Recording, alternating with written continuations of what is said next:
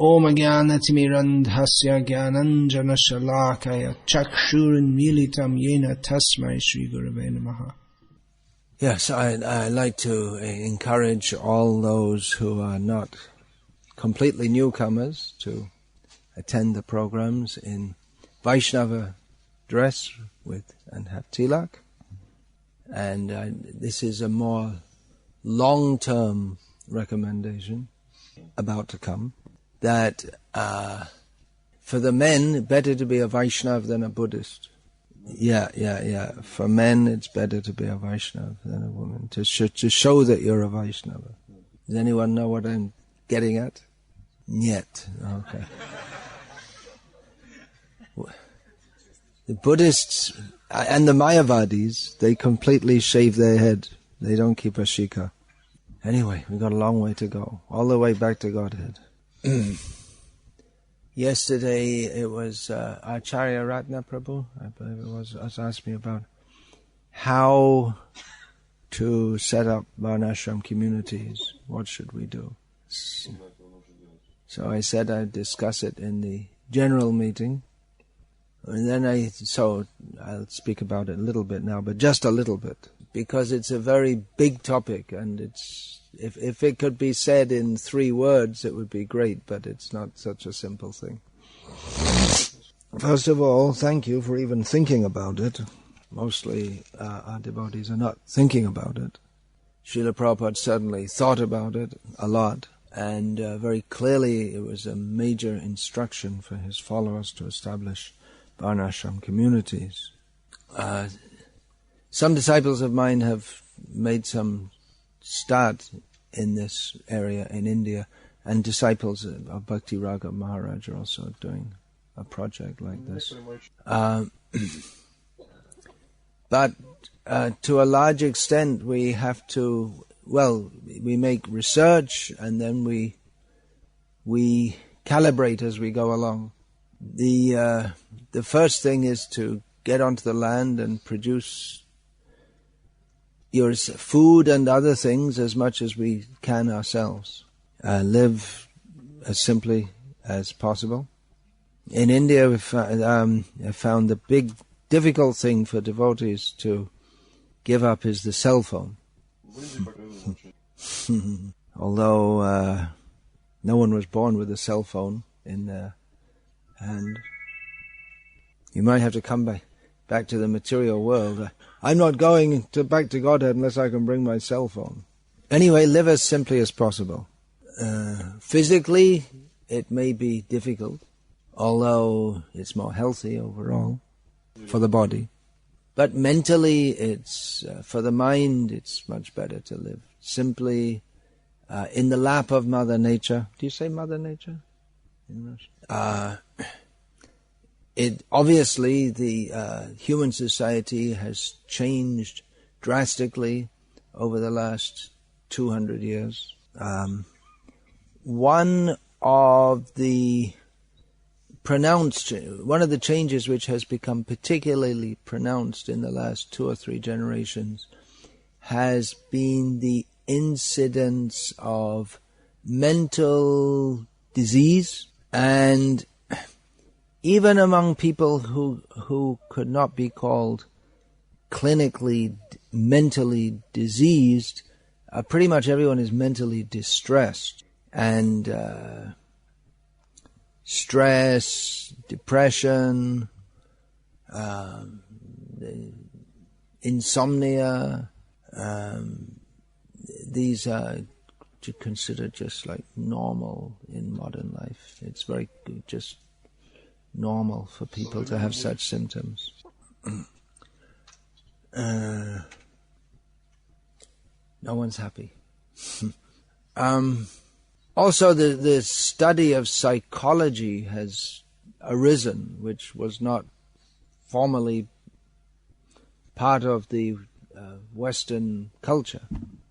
But it doesn't seem that by the application of psychology people are becoming any more happy or mentally stable. Actually, psychology, although in the Western world it may be a new discipline, we find it's prominent in the Vedic corpus. Oh, let me just backtrack a bit. It's saying, so one advantage of living on the land is to you won't get so many crazy people.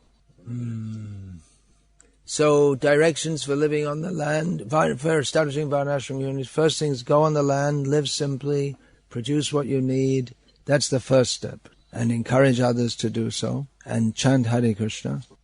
And show others that you're... In this way you will demonstrate how you're happy doing so. So as far as Vedic psychology is concerned, we find in Bhagavad Gita itself that there's so much analysis of the mind and the mental states. I know that many devotees in Russia especially seem to be, or among the general people in Russia, there's a lot of interest in psychology. But this mundane psychology won't help us. They really have no idea what they're talking about. They don't know that, first of all, they hardly even discuss the nature of consciousness. The mind acts on the basis of consciousness. Consciousness is the symptom of the soul. What's that? Some noise, is that? What is that? I don't know, they're performing some service, some seva. It's like the world's loudest carrot peeler. You can get an award for it. They're doing it with a microphone or what? They want to make everyone know they're doing the service. So we should... real Vedic psychology is given in Shastra. Now, just to cover one area of psychology, that is about material lamentation, grief and depression. I'd like to read some quotes from Shastra and from our acharyas. This is from Srimad Bhagavatam, Canto 5, Chapter 6, Text 5. 565. What is the root cause of lamentation? Not only lamentation, but all other undesirable mental traits.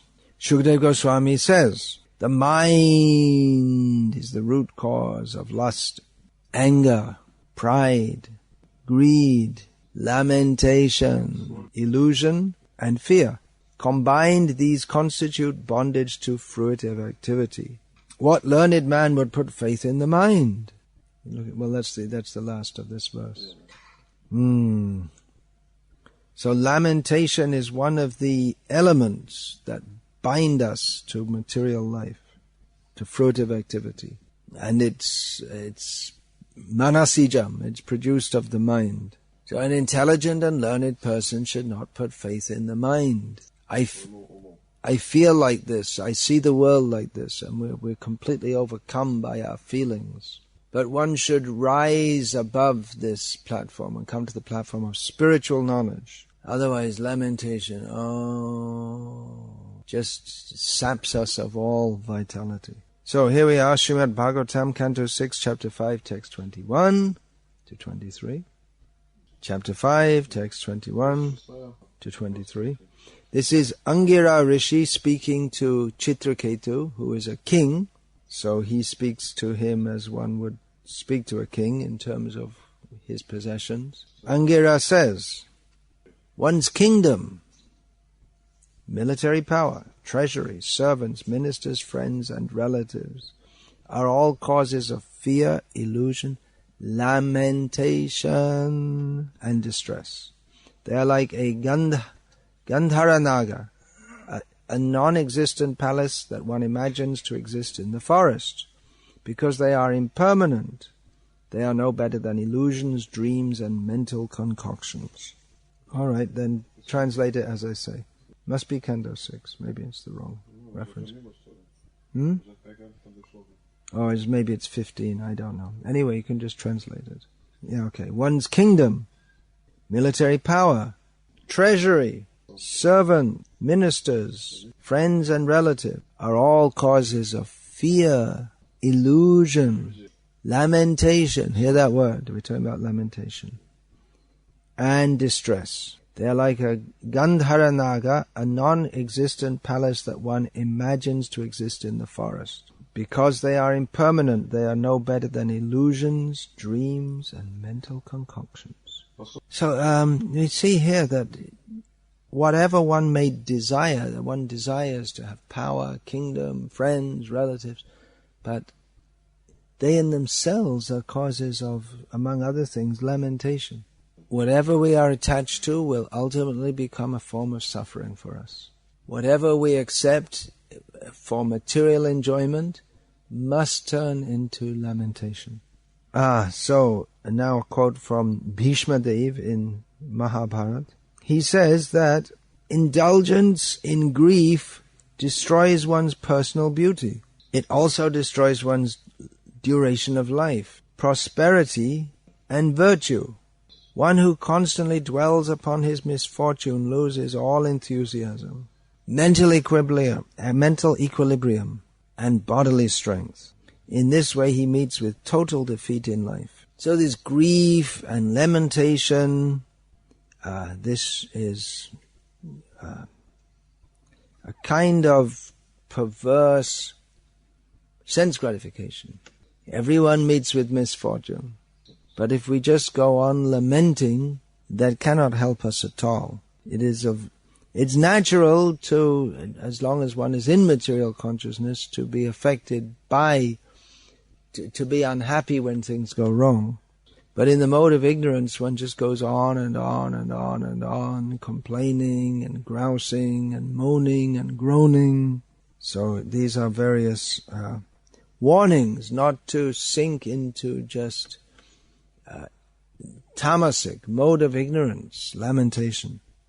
Then from Mahabharata, again, Arjuna to Yudhishthira, do not yield to depression, for it corrodes one's good intelligence. It corrodes one's good intelligence. Corrode, it's like when some acid on the battery corrodes it. Good intelligence means, again, that there should be equilibrium. Samatvam, that's called in Bhagavad Gita. Krishna refers to samatvam. Samatvam yoga uchyate. Mental equilibrium is called yoga. Then Krishna to Uddhava in Bhagavatam, 11th canto, chapter 25, text 18. And it is as follows. When one's higher awareness fails and finally disappears, and thus one is unable to concentrate his attention, his mind is ruined and manifests ignorance and depression.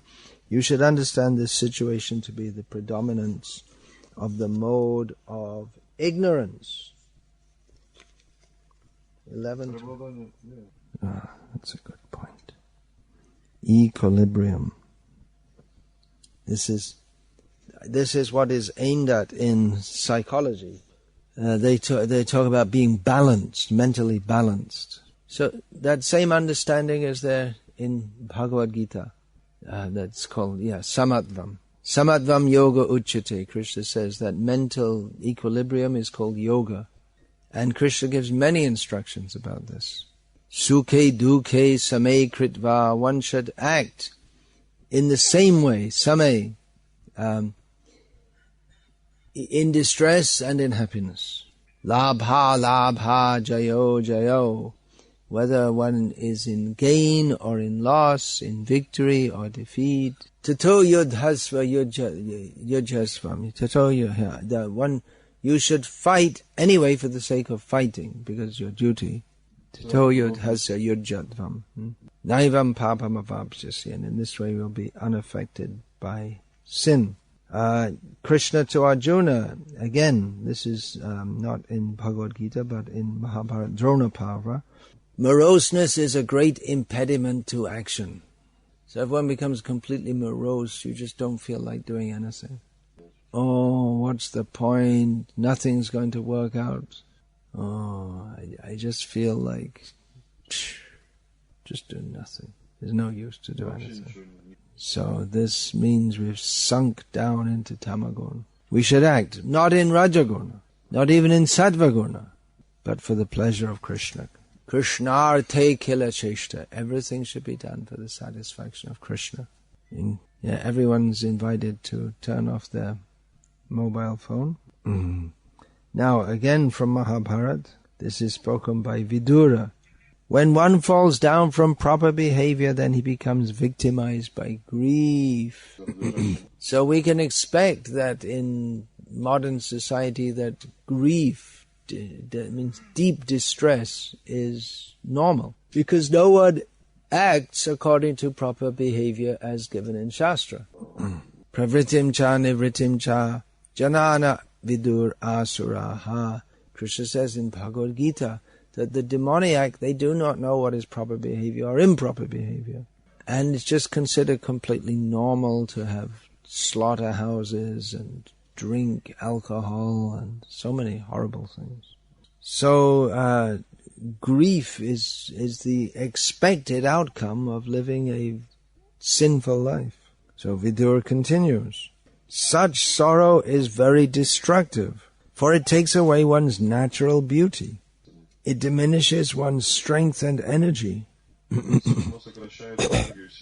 It clouds one's understanding, and it causes disease. So we see that if someone is overcome by mental distress, then even if physically their body may be beautiful, but just by their face they appear unattractive. And again, they lose all strength and energy, all will to work. If overcome by grief, then one's understanding must be unclear. And interesting states here that it causes disease. In modern society, practically just in the last generation, doctors have come to recognize that mental distress leads to physical illness. Previously, they used to think that, well, whatever disease is there, it's just something to do with chemicals. So if we give some injection of chemicals or some pills of chemicals, that should make people better. But they're increasingly recognizing that mental disturbance causes disease. Stress is a major cause of disease. And in the modern cities, everyone is stressed out. Actually, this protracted lamentation, everything's so bad. It's actually a manifestation of great egoism, because one it means putting so much importance on one's own self. Because the world doesn't adjust itself to the way I want it to be, therefore everything is wrong. He wanted to think, Ishvaro hamaham bhogi, I am the Lord and the enjoyer of everything. But practically he's just seeing how he's being crushed at every step. And although he may be lamenting how others are not treating him properly, if he got the situation, he would treat them as badly or worse. So another quote, this is again from Mahabharata. He compares, just like putting a hot iron rod into a pot of water, the water becomes hot.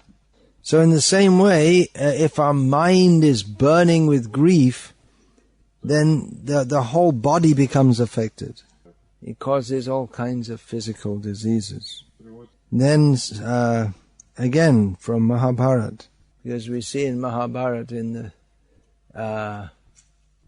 there's great cause for the Pandavas to lament, but they do not, they come close to it, but they don't become overwhelmed with lamentation. Now we see many people who we would call to be depressed or whatever. Why is that? Because they're always thinking of their sorry situation. But in the next quote from Mahabharata, it's stated that you cannot diminish misery by obsessively dwelling on it. And if you just keep on thinking about your misfortune, then you don't get free from the distress by doing so. You actually increase your distress. So these are some quotes from Shastra.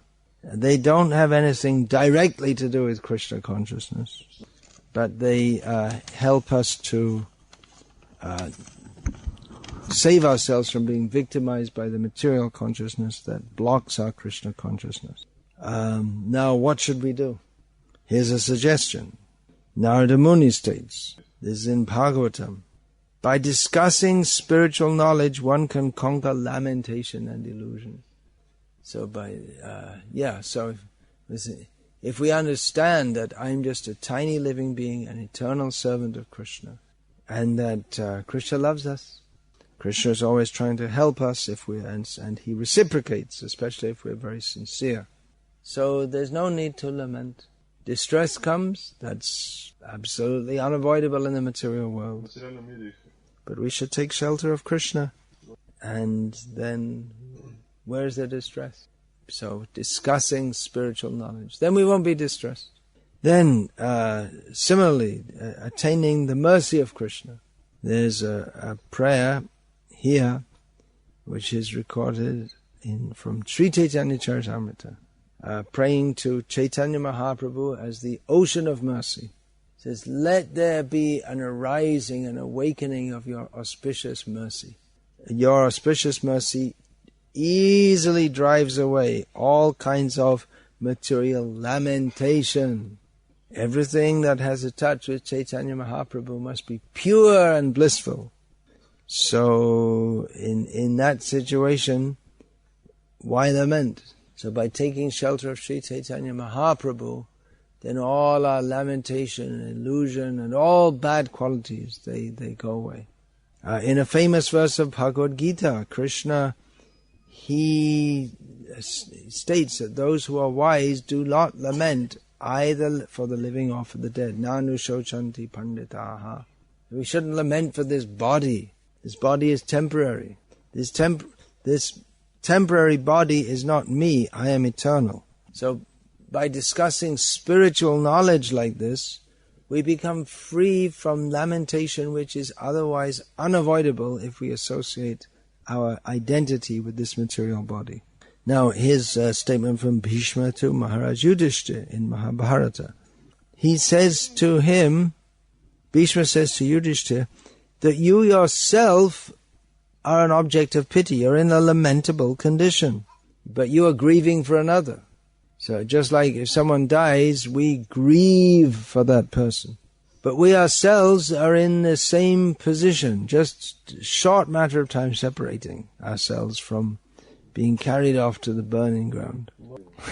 So for us to lament for others is foolish. It used to be in villages, in small towns, in Europe. When someone dies, they'd ring the bell continuously, the church bell, ding, ding, would go all over the village. And this gave rise, then there was, in some ancient book by Cicero or something, Roman, the question came up, in the village they heard the bell ringing, so they're saying, for whom does the bell toll? In other words, who died? And the reply came, don't ask, it's for you. Why are you asking this foolish question? In other words, today it's someone and tomorrow, next day it'll be you. For whom the bell tolls. So, ding, ding, ding, ding, ding. Who's that for? Oh, it's him. Oh, who's that for? Oh, it's for someone else. Who's that for? Oh, it's someone else. This time it's for you. So, if we identify with the body, we lament for others and others lament for us. It's just lamentation after lamentation. So Bhishma says to Yudhishthira, how is it, even though you are an object of pity, you are grieving for the condition of another? Soon you will die and others will lament for you. And then later on, the people who lament for you, others will lament about them. So this kind of false lamentation goes on the base of the body, because you don't understand that the real person is eternal and unchanging. In other words, if we understand that we're not the body, we're eternal spirit soul, part and parcel of Krishna, then there's nothing to become distressed. Jeev Krishna das ebishas korle ta ardu kanai. If we understand that I'm the eternal servant of Krishna, I've got nothing to do with this body, then there's no distress. This is discussed further in Srimad Bhagavatam, Canto 6, Chapter 15, Text 26. Actually, there is another printout of this. I should send someone up to get it for you. Text 26. Can you go and get... There's another printout in the room up there. Can you go and get that? That would make life easier.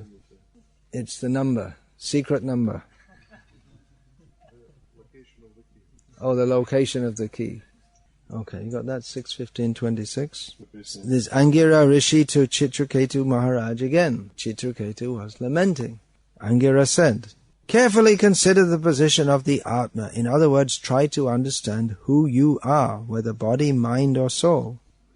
Consider where you have come from, where you are going after giving up this body, and why you are under the control of material lamentation. Try to understand your real position in this way, and then you will be able to give up your unnecessary attachment.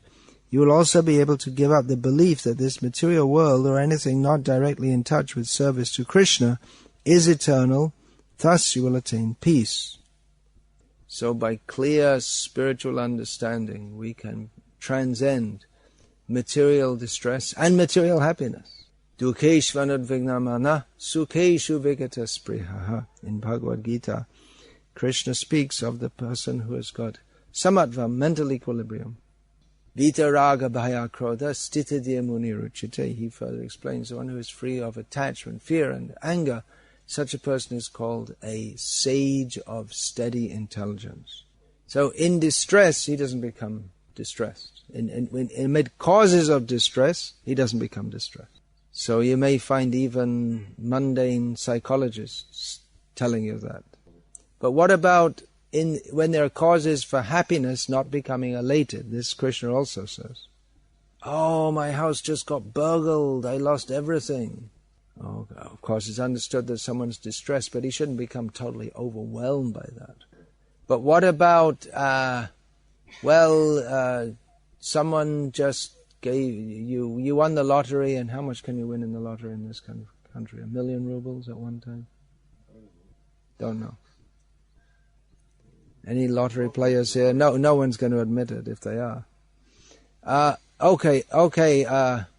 I found oil in my back garden, but the government would take it away. Your back garden goes down 0.5 meter, that's all. It's difficult. If you find gold buried, the government will take that away too, probably. And 25%. Yeah, 25%. Yeah. Okay. So anyway, I got lots of money somehow or other. Yeah, some oil oligarch looked at me and gave me 20 million rubles. So out of some whim. They don't do that kind of thing, but just pretending. In the modern age, it's even difficult to imagine something good happening to you. They used to have fairy stories. I don't know about in this country, like Cinderella, things like that. But there's no hope of that now. So anyway, something very good happens to you, but then also you just, all right. It's as temporary and illusory as something bad. Sudama Vipra is the great example of this. That when he was in great financial difficulty, he was completely peaceful in mind, worshipping Krishna. And then he suddenly became extraordinarily opulent. And he was the same. He went on worshipping Krishna. So that's an example of mental equilibrium. Now, here's another statement from Mahabharata. It's just very sensible advice. No, this one. Give it to me. I think you didn't bring... I think you didn't bring it. No, you didn't. Okay, never mind. Don't lament because you went uselessly. Okay. Somewhere else. So, that which is universal or unavoidable should not be grieved for. Same thing Krishna says in Bhagavad Gita. Death, it's going to happen. So naturally one feels sadness if a loved one passes away. But it's not something that you just completely lose your mental equilibrium, you stop all your work you just become totally devastated. Oh, as I was saying before, that if in Vedic culture people understood that mental imbalance or mental distress that is the cause of bodily illness. So here's more about this from the Mahabharata. Mental grief is one of the main causes of bodily illness. Therefore, a competent physician always first of all allays the mental suffering of a patient. A good doctor is able to calm the patient down and make them... And he does that by giving good instructions before administering any medicine. Just as water can put out fire, so mental distress can be quickly dispelled by enlightenment of real knowledge. The great example of that is Arjuna, who was greatly lamenting, and he was so much lamenting that he felt hopeless, he didn't want to fight. But then we see that when he took Krishna's instructions, then he again became full of energy. Brahma bhuta prasannatma na shochati na kangshati. One who is transcendently situated doesn't lament, nor does he hanker for anything. Now this doesn't mean that you just pretend that bad situations aren't there, or that you pretend that bad is good, or that there's no difference between them. But that one doesn't become overwhelmed by adverse situations. Now we find that Krishna again and again speaks of this in Bhagavad Gita, and he counts among the symptoms of a devotee who is very dear to him as one who he doesn't rejoice, he doesn't grieve, he doesn't lament, he doesn't desire. Even on the material platform, this is a quote from Bhishma in Mahabharata. If one falls into a very distressed condition, he shouldn't become totally overwhelmed, but he should practice fortitude. Yeah, it means patience, endurance, and remaining determined even in adverse situations. Because we should know that in this material world, it's up and down, up and down, up and down.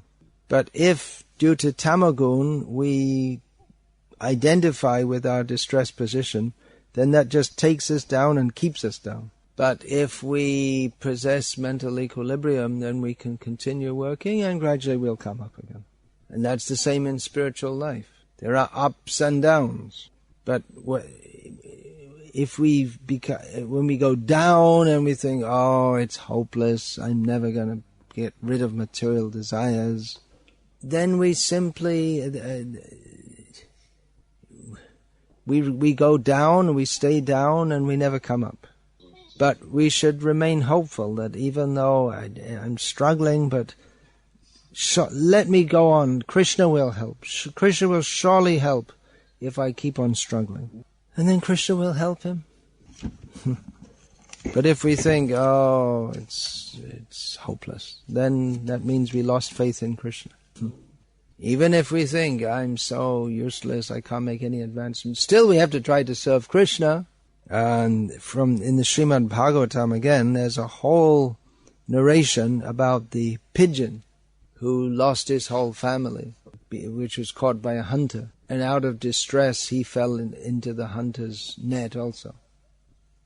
He was sitting on the tree and he just collapsed and landed in the net also. So this is a warning against excessive mundane affection. There's no such thing as excessive spiritual affection. That is our aim, to become more and more and more and more and more and more attached to Krishna.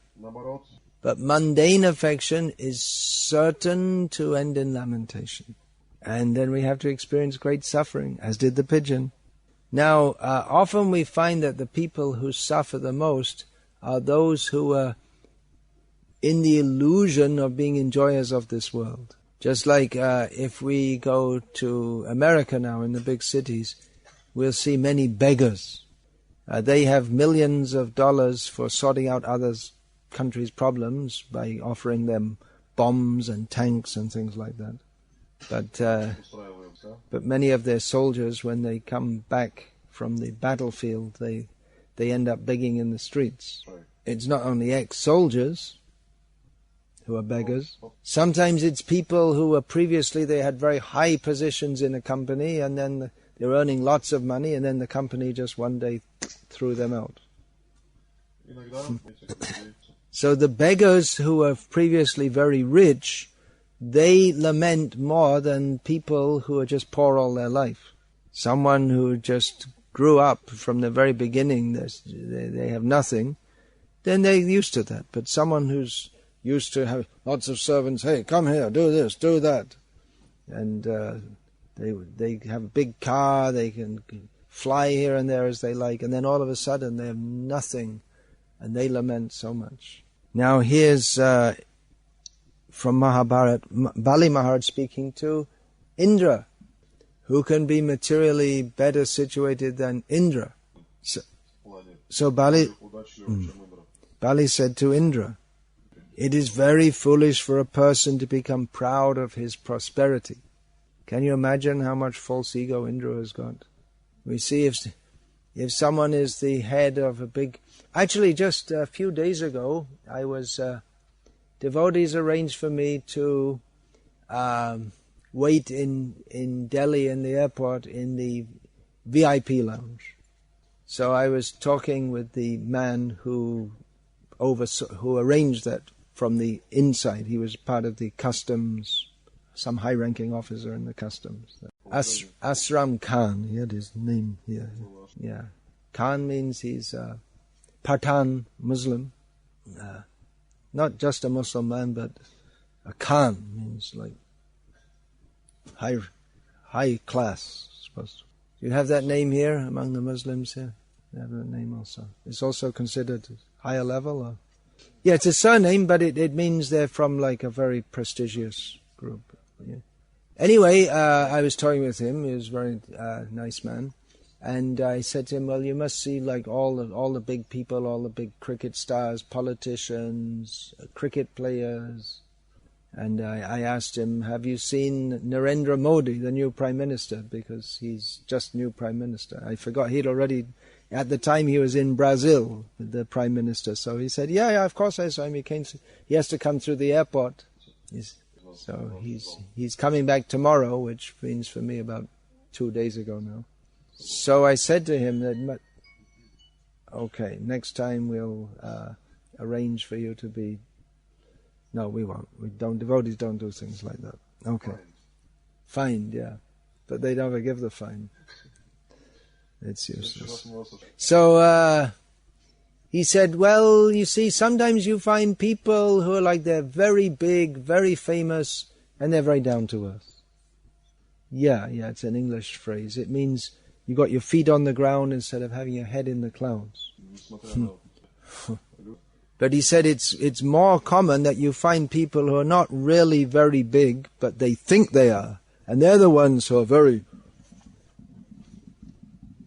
big-headed. So, Bali to Indra. It is very foolish for a person to become proud of his prosperity, because all possessions within the material world are reversed in due course of time. Yeah, it's just like if you want to get on someone's case and really be nasty to them, you should know that at some point in the future, by the laws of karma, it'll be reversed and they'll be on top of you. Just like mamsa means meat, Sanskrit word for me. I'm eating you, next time you will eat me. So Bali said to Indra, continuing, you should cast off your false pride and the great attachment which you have for the objects of affection. However prosperous you may be, there will come a time by the natural course of this world that you will come to a situation when you're in great misfortune. As I often say in Hindi, in lectures, and it always gets a laugh, but you can't understand it, I'll translate it. Aj ka raja kal ka kutta. It means the king of today is the dog of tomorrow. Today, it literally means today king, tomorrow dog. Aj ka badshah, kal ka billy. You can also say today an emperor, tomorrow a cat. So Bali is said to Indra that now you're Indra, but in future you'll lose all your prosperity. But if you cast off the false pride of being, I'm Indra, and the great attachment you have for all these things, then when you lose everything, which is inevitable, then you won't lament. Now here's another very important point from Bali Maharaj, that grief is useless, because it never dispels an adverse condition. You see, if you're in an adverse condition, you're just lamenting, it doesn't help you at all. Bali Maharaj continues, patience and forbearance are required, for everything can be attained in time's due course. As Srila Prabhupada said in one letter, I believe, he said that, what was I going to say? Hopelessness. And I forgot the word hopelessness he used. So there's no benefit in hopelessness. Whatever condition we're in, however bad it may be, Krishna is always ready to help us. And actually the real problem is not that we don't have any money or no one likes us or whatever. The real problem is that we forgot Krishna. Everything else is simply symptomatic. Okay, I'm going to go a little over time just to get through. I just have another 4 quotes here. If you can not enter great lamentation that you're going to get a little late for breakfast. This is another quote from Mahabharata. Markandeya Rishi, speaking to Maharaj Yudhishthira, who was definitely in a situation of great distress. He was supposed to be the king, but he was cheated of his kingdom. Everyone here over the age of 3 or 4 has memory of being cheated. Is it not? Is it a pleasant experience? No. We all feel, it's horrible. I gotta do it.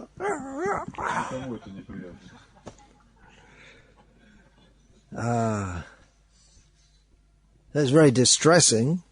Markandeya said to Yudhishthira, don't allow yourself to become overly aggrieved on account of your suffering. Don't think you're unique. People come to me and say, well, I have this problem, and I often tell them, well, everyone's got problems. They say, oh, really? We tend to think that, well, my problem, it's, why me? The whole world is working against me. Everyone's in a conspiracy. They're not letting me know, but actually they're all having big conferences, and they're just working out how to make problems for me. So, Markandeya said that not only you, but everyone is working under the direction of the Supreme Controller, the Supreme Personality of Godhead. Nothing can happen without His sanction. We are all controlled. Doesn't mean that we're totally controlled. We do have minute independence. But we can't dictate the circumstances that we're in. So we shouldn't, if we get some great power or opulence, we shouldn't be proud of that. That's given to us by Krishna. We shouldn't become disturbed if things go wrong. We should know that's also given by Krishna. According to our past activities, under the direction of Krishna, we get sometimes something good, sometimes something bad. So whether things are going very well or whether things are going very badly, we should just stick to our duty in Krishna consciousness. And in that way our success is guaranteed. If we think, first of all, let me just sort out all my material problems, then I'll take to Krishna consciousness fully. But it'll never happen because that's the nature of the material world. There are always problems. And everyone is always thinking, well, I'll just sort them all out, and then everything will be all right. Now a quote from Saraswati Thakur, Bhaktisiddhanta Saraswati Thakur. He paraphrases statements of Shastra. The Supreme Lord says, Bhaktisiddhanta Saraswati, quoting him, I have arranged so much misery, pain, trouble and danger, not to make you suffer, but to teach you that all this misery is unnecessary.